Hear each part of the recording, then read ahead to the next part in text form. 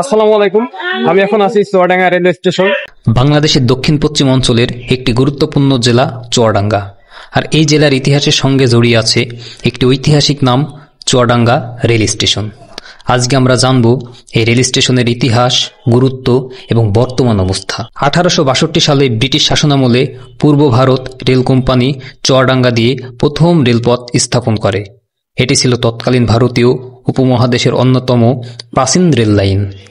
Chuadanga rail station ছিল ঢাকা কলকাতা রুটের একটি গুরুত্বপূর্ণ জংশন। এই রেল স্টেশন দিয়ে চিনি, পাট ও অন্যান্য কৃষিপণ্য পরিবহন হতো, যা চুয়াডাঙ্গার অর্থনীতিকে সমৃদ্ধ করেছে। যে ট্রেনটা এখানে দাঁড়িয়ে আছে এটা খুলনা থেকে ছেড়ে আসলো, ঢাকার উদ্দেশ্যে যাবে। তো বেনাপোল এক্সপ্রেস। তো এটা হচ্ছে যে এসি কেবিন, এটা হচ্ছে যে এসি কেবিন। তো ভিতরে দেখেন বেশ চমৎকার ট্রেনটি। AC cabin. চলুন ভেতরটা একটু যদি আমি দেখাই আপনাদের, দেখি তো এই যে এসি কেবিন দেখেন, বেশ ভিতরে কি চমৎকার, দেখেন ঠান্ডা পরিবেশ। আমাদের এসি রুম, এখানে দুইটা কেবিন আছে, দেখেন দুইজন যাত্রী নিতে পারবে। বেশ সুন্দর।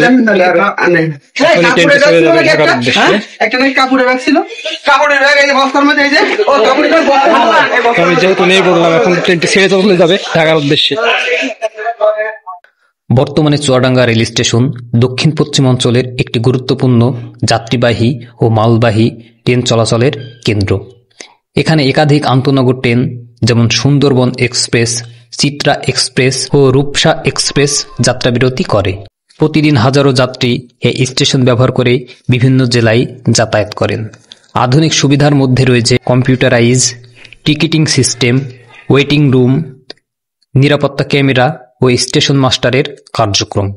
এটা হচ্ছে চুয়াডাঙ্গা ট্রেনের ভাড়ার তালিকা। এখান থেকে, এই স্টেশন থেকে বাংলাদেশের যে কোনো জায়গায় ট্রেন ছেড়ে যাবে, সেই ভাড়া যে একটা ভাড়া আছে, সেই ভাড়ার তালিকাগুলো কিন্তু এখানে পেয়ে যাবেন। আর সামনে আছে হচ্ছে যে সময়সূচি, কখন ট্রেনটি ছেড়ে যাবে চুয়াডাঙ্গা স্টেশন থেকে। তো সেটা এবার দেখাবো।